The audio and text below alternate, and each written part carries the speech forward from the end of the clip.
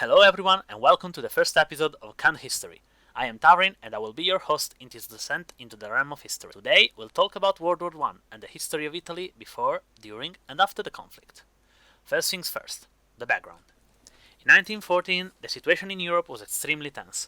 Several countries established alliances to assure themselves mutual support in case of conflict, since the fear for a war lingered like shit stench in a public restroom. Italy was part of a powerful team of nations called Triple Alliance, alongside its two BFFs, Austria-Hungary and Germany. The three countries were bound by a defensive treaty, which means that each country would only go to war if one of their two colleagues were attacked by a foreign nation. That aside, the pact dictated that if a country wanted to act in any way in the Balkans, they had to notify the other two via private message on Instagram. The event which ultimately caused the war, that is the murder of the Austrian Archduke Franz Ferdinand by a Serbian nationalist, had caused Austria to send Serbia an extremely violent ultimatum without messaging the other two countries.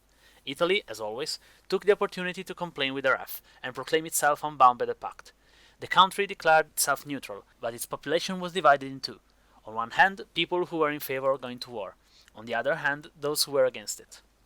People who wanted to go to war, the interventionists, were a minority, but were much more united than their opponents. Among them, we had the writer, intellectual, and poet Gabriele D'Annunzio, the one who had a rib removed to, have fun with himself, right-wing liberals, led by the Prime Minister Antonio Salandra, Democrats, part of the Socialists, many members of the court, and the newspaper Corriere della Sera. Among the more numerous but less organized neutralists, there were most socialists, who saw the war as yet another conflict among the poor brought about by the elites, the Catholics, who feared for the lives of the farmers who were going to be drafted en masse, the politician Giovanni Giolitti, and many other members of parliament. The interventionists grew notorious for the intensity of their manifestations, which slowly caused the urban population to embrace their cause. At the time, the future dictator and Bat, Benito Mussolini, was still in the Socialist Party, as well as the editor of the socialist newspaper Avanti, and a neutralist. After he started reading Dictatorship for Dummies, he became an interventionist, left the direction of the Avanti, and founded his own newspaper, with blackjack and hookers, called Popolo d'Italia. He was also kicked from the Socialist Party. Due to its neutrality, Italy appealed to both factions, but ultimately decided to join the Triple Entente, formed by France, United Kingdom, and Russia.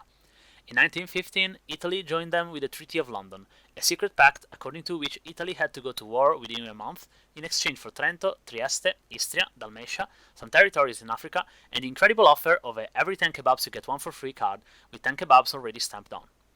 While neutralists were being divided on fundamental questions such as who's stronger between Goku and Vegeta, the interventionists started slamming frying pans against each other even louder, spreading their ideas even further and pushing the middle class toward their positions. Italy joined war on the 23rd of May 1915, when it declared war to Austria. The fleet was deployed, and the army, led by Luigi Cadorna, was set face down in defense position on the Isonzo River, which marked the border with Austria-Hungary. The Italian army, known for getting its ass handed to it even by targets, was still too much for Austria, whose army was even worse, and the two were like two monkeys fighting with knives. Italy switched its army's position to attack, and charged against Austria like your uncle on the Christmas roast. The Italian line advanced, albeit slowly, toward the Austrian one, and Italians reached Gorizia in 1916. At this point, it's worth mentioning that the Italian army was mostly formed by pissed-off farmers wielding enchanted scythes, but the human cost was still immense.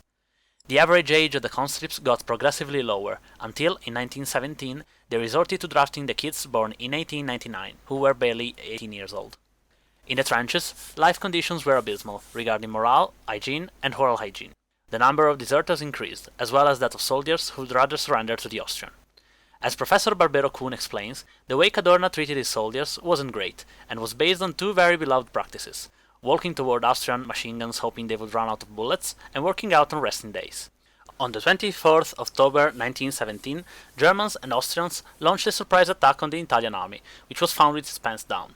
During this battle, which would later be known as the defeat of Caporetto, the Italian soldiers were pushed back to the Piave River, where they managed to hold the enemy. Luigi Cadorna, who was a real asshole with his soldiers as we've seen, was replaced by Armando Diaz, and under his command, the quality of life of soldiers improved greatly, with a consequent improvement of their morale. The soldiers were even promised land after the end of the war, but this promise was never kept. During this time, English and French reinforcements were sent to aid the Italian troops.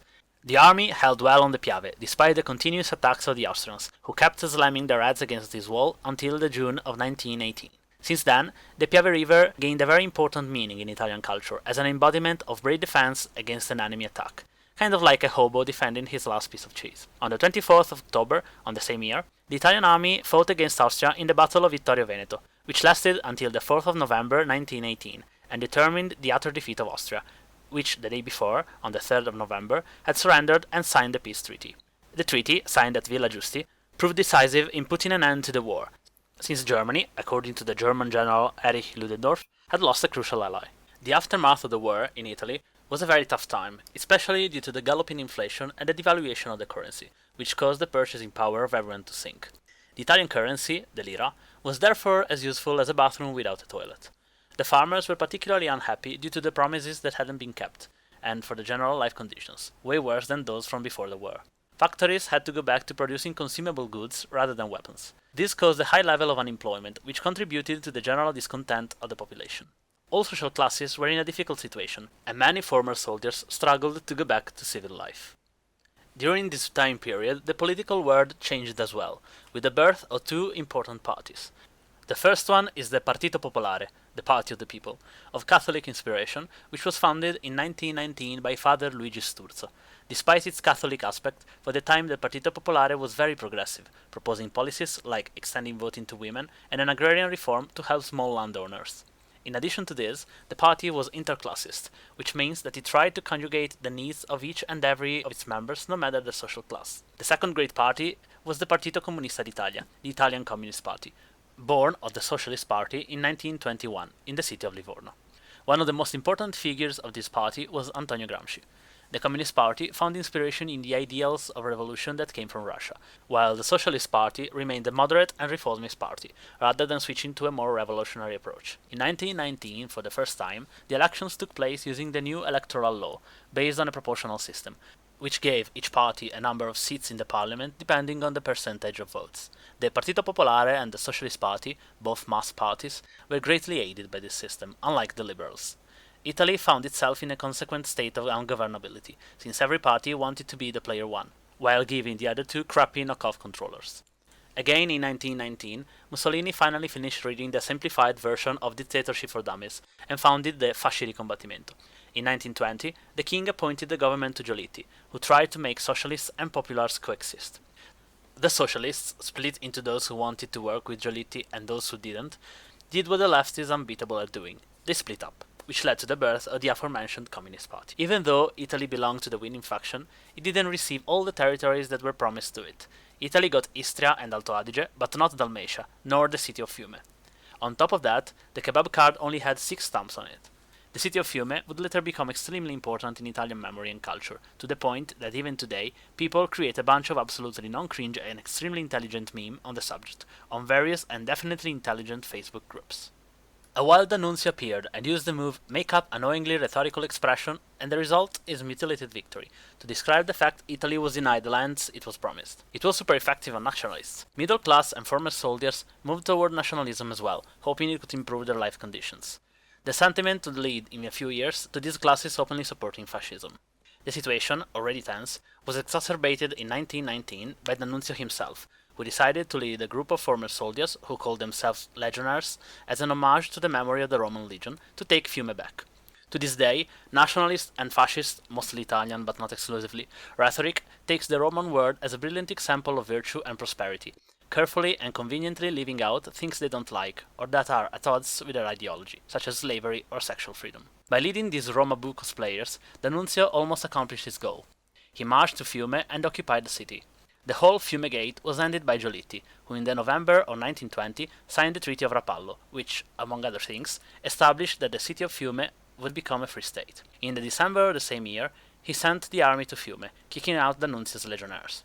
In the years 1919 and 1920, the so-called Red Biennium took place, that is, 2 years of extreme instability concerning strikes, mass protests, riots, and occupations, often socialist in spirit. The industrials, here in an archive picture, denied the requests of the unions and factory councils, and retaliated by closing factories to prevent their employees from working.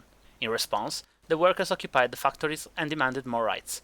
In the meantime, the fights between workers and the police got more and more violent, with dead and injured in many Italian cities. In some of them, soldiers themselves mutinied to their officers, like the Bersaglieri in Ancona or the Arditi in Trieste, and received the support of unions and other workers. Giolitti, persevering in his role as Italy's mama bear, refused to send the army against workers, and helped with mediation between industrials and workers. The bourgeois, however, didn't want to give in to the request of workers, and resorted to fascist squads to solve the dispute with violence.